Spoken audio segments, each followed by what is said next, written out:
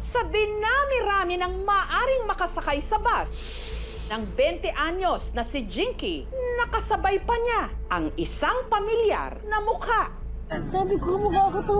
Nakatayo po siya sa may tapat ng upuan niya, tapos naka-side view po siya dun po sa may point of view ko po.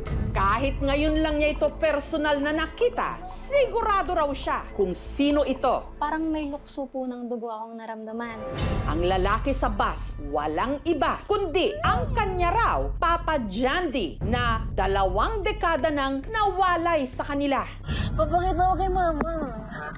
Papakita. Sabi ko, mukha ko to. Namumuo na po yung luha ko noon. Nanginig na po yung buong katawan sa sobrang excitement. Sabi ko, mukha ko to. Pero sa loob ng bus na yon, sa paglipas ng mahabang panahon, makilala kaya ni Jandy ang anak na sanggol pa lang nang huli niyang nakita?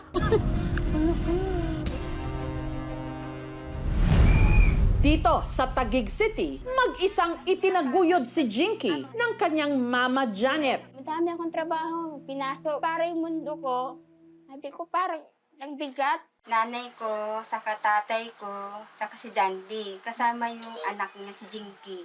Pero kahit hindi raw nakasama ni Jinky ang kanyang Papa Jandy, mula nang siya'y nagkamuang, hindi raw ipinagkait sa kanya ng kanyang mama Janet na malaman ang katauhan nito.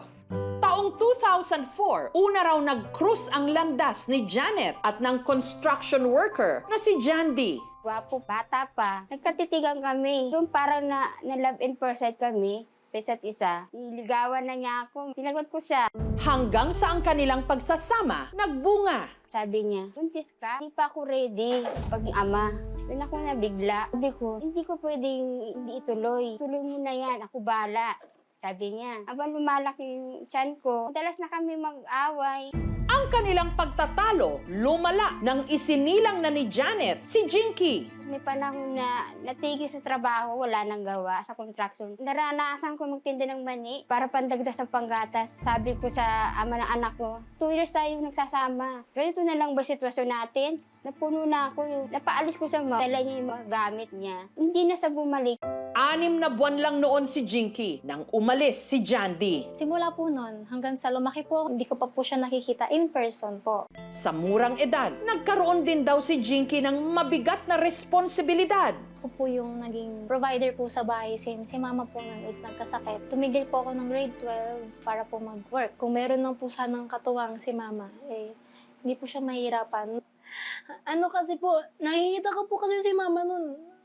Ano po, hirap po sa pera. Tapos, wala siyang partner.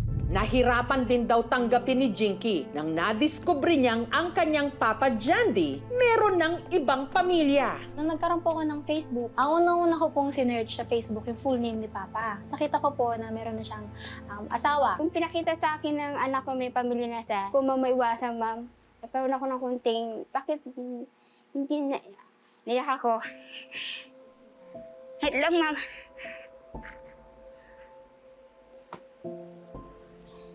Hindi niya kami paglaban. Yun, pero tanggap ko yun. Tanggap ko kasi desisyon ko yun eh, na makipag-ubalay. Hindi naman po ako nakaramdam ng lungkot kasi busog naman po ako sa binibigay na pagmamahal ng pamilya ko. Ang mas nangingibabaw po sa akin nun is sabik po ako na makita siya. Nagkaroon naman daw ng pag-asa si Jinky nang makalipas ang 10 taon, nakatanggap siya ng chat mula sa kanyang Papa Jandy. Grade 6 po ako. Tapos sinare ko po agad kay mama. Sabi ko sa anak ko, huwag mo na replyan muna kasi hindi pa napapanahon. Hanggang nito lang nakaraang taon, nagkalakas loob raw si Jinky na kuhanin ang basbas ng kanyang Mama Janet na i-message ang kanyang Papa Jandy. Mama, pwede ko na ba siyang i-replyan? Sabi niya, sige, ito na yung right time. At nakilala ng araw niya, maski papaano, ang buhay ngayon ng kanyang ama. Si Jandy nakatira na sa Naik, Cavite, kasama ang bago niyang partner na si Irene at ang 3 nilang mga anak. Halos 7 years bago ako asawa ulit. Sideline na ako sa pag-helper ng mekaniko. Matapos daw siyang palayasin ni Janet, sinubukan pa raw ni Jandy na bumalik sa kanyang mag-ina. Mag-isang taon si Jinky. Nakita lang kami ni Janet po. Hindi niya dinala yung bata kasi gusto ko nga makita. Siya naman natakot baka raw bigla akong kuhanin, itakbo. Ay kung di ko naman ugaling gano'n, sinakausap ko siya kung ano, sifat-sifat yung dalawa kung magkakabalikan pa ba tayo o hindi na. Maghihiwalay daw. Ang ginawa niya, binigyan niya ako ng picture. Dukot ko ano pa yung bungod ng mukha niya, nung baby pa siya.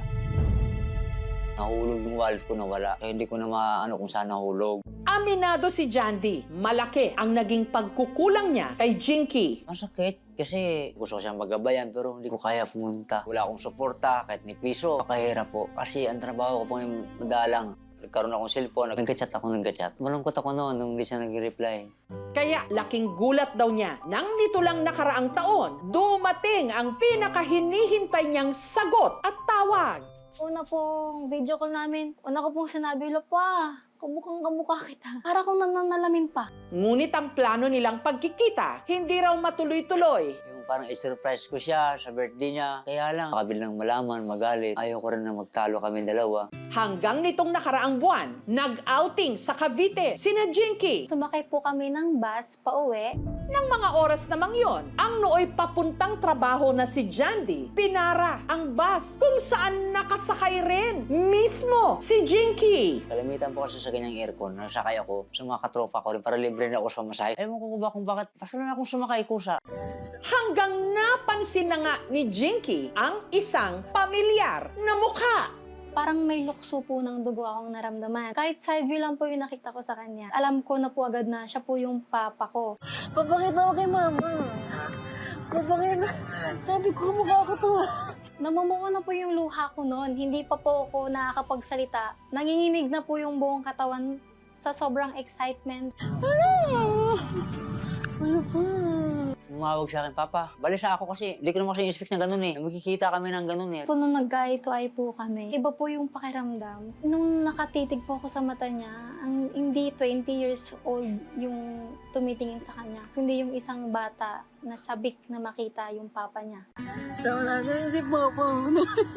Sabi ko, na, ikaw ba yan? Tapos, Papa, ako to. Para magkausap na kami kahit sakit, ilang minuto man lang. Nagpalagpas na ako sa lugar na babaan ko. Nayakap ko siya dahil umiyak siya. Naligang ko na lang. Nabitin yung usap namin. Nung time na yun kahit kapiraso, parang gumaan.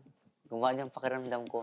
Matapos ang kanilang unexpected reunion sa bus, mas tumindi raw ang pagnanais ni Jandy na mabisita ang kanyang mag-ina sa dati nilang bahay. Kinakabahan pa rin ako. Kung ano man yung sabihin mo sa akin, tanggap ko yun.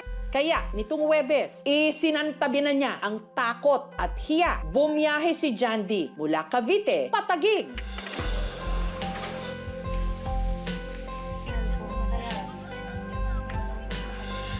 Baka po, umiyak po ako. Tsaka baka mag-magnet po kami. Iyakap po ako agad sa kanya. Yan po. Ano?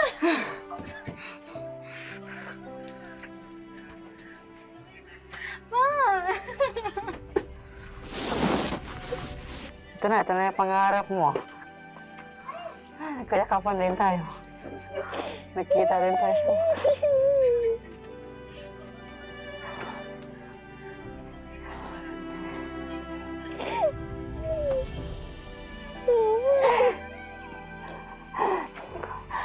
Sorry sa lahat na. Hindi ko na nakagabayan noon.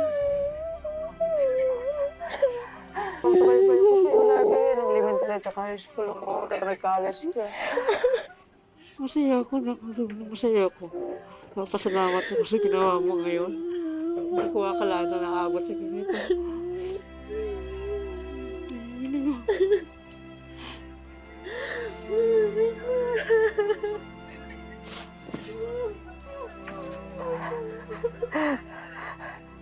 Siya ba? Hanap niya na, ano? Nakita rin tayo. Salamat din sa'yo sa pagpalaki mo sa anak natin. Napalaki mo na maayos. May galang, may respeto.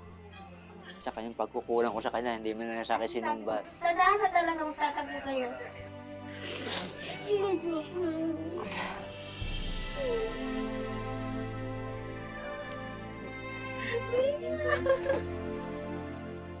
Sina Jandy at Janet nagkausap at nagkapatawaran na rin. Tiyatawa na kita. Salamat. Pas na yun. Mahirap magtanim tayo ng sama na loob. Isang buhay natin. Masaya. Kasi meron na sumatawag na papa. Ipinakita rin ni Jinky ang kanyang mga litrato habang siya'y lumalaki. Ito yung medal ko nung grade 11, grade 12. Ito yung ano ko po, with honors ang anak. Ang anak mo. Kanino po nagmana? Tatay, siyempre. Mga anak ko, tayo na dito nga. Kung ang unang pagkikita ni na Jandy at Jinky, saglit lang, ngayon, buong araw. At sumakay ulit ang mag-ama sa bus para mamasyal papuntang Batangas. Actually, ito po yung pinakamatagal po na magkasama kami together. Kasi nung nasa bus po, 15 minutes po ngayon, oras na po. Makalipas ang 20 taon, nakilala rin ni Jinky ang mga kapatid niya sa ama.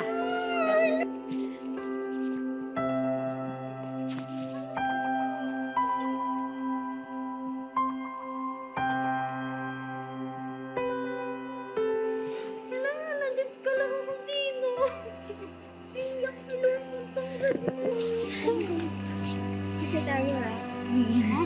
Kapala.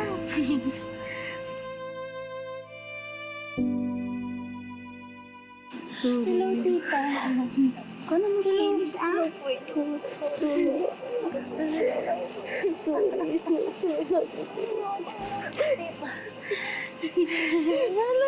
ako nandito. Akala ko ano ko, kumari ko. Kasi laki yung mga. First time po talaga, first love. Tungkad po na dito.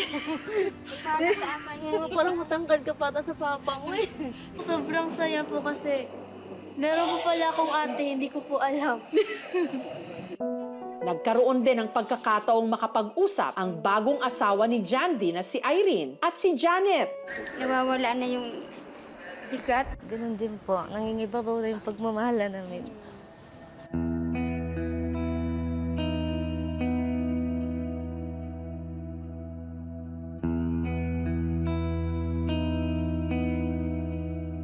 Thank you so much, Lord, sa magandang araw po na nangyari po sa amin. Maraming salamat din po sa food na pinagkaloob niyo po sa amin. Naway kami po ay magusog at naway mamaya po ay mas mag-enjoy pa po kami at safe po kaming makauwi. In Jesus' name, pray. Amen po.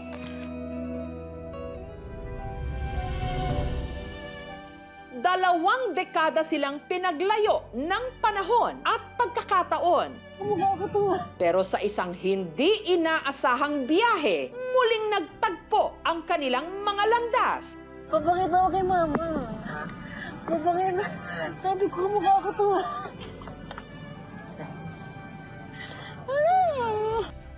Minsan talaga sa buhay, ang pinakamahalagang destinasyon, mga tao na matagal mo nang gustong balikan. Sa bahaba na kailangan, ano? Nakikita rin tayo.